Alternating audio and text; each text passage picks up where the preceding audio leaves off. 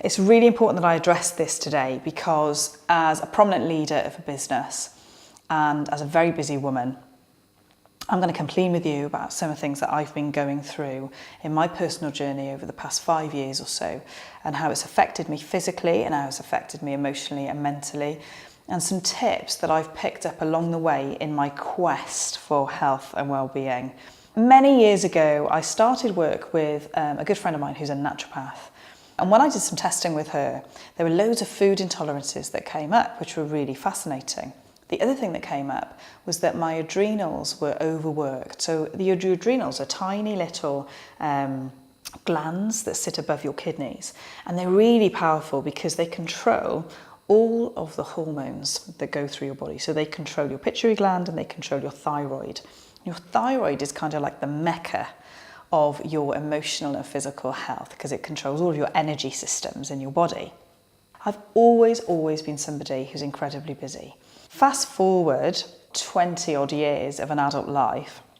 I'm kind of in my mid-30s by this point. And of course the signs were telling on my body, but not in ways that were external, if that makes sense.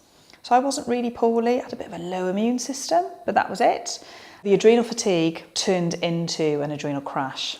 And it took years for it to turn into adrenal crash because I didn't really listen to my body. And all that happened was I had a cold and I couldn't get out of bed.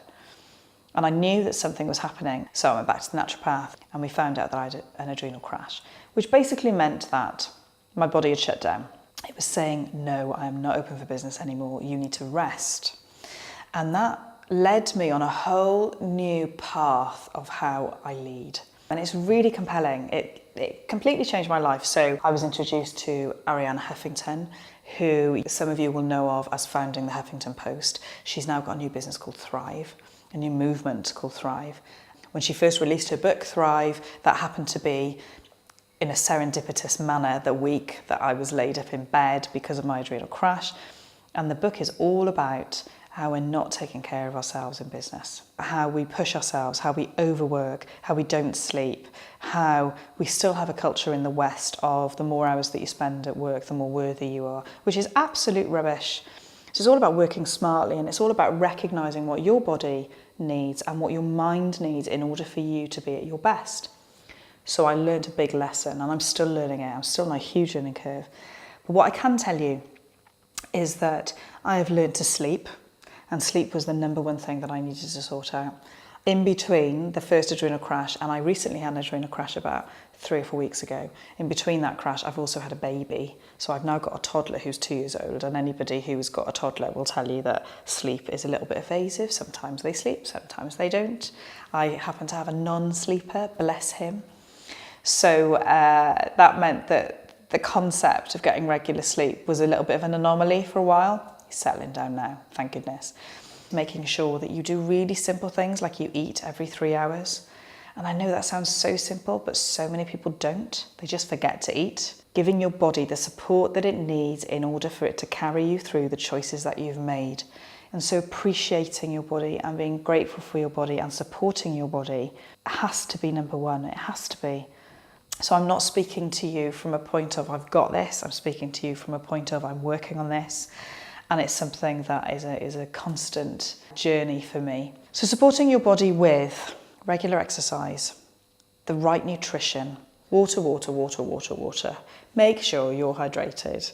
Making sure that you then are giving your mind the time that it needs. I'm going to put in here, just for the sake of this 4-minute blog, I'm going to put in there your spirituality and your emotional peace of mind as well in there. Because it's simply this, create the space for your mind, for your soul, for your emotional well-being to be able to replenish.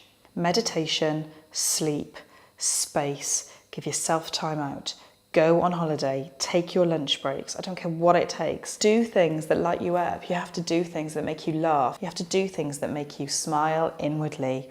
Finally, it's really important that you support yourself in your business once you've got these things in place by having the right team around you and making sure that you communicate and you're transparent with your team about what's going on with your body or what's going on with your mind. If you have that level of transparency, it means that they can serve you and they can support you because you're supporting them all the time. So make sure that you get supported. That's it. ask for help, and you're going to get there. You've got this. And if there's anything that I can support you with or that I can serve you with along your journey, please get in touch, because I'm on the journey right there with you. Let's open up this conversation. Let's get rid of the taboo. Let's be more human about it. Let's connect about it. And I'll see you next time.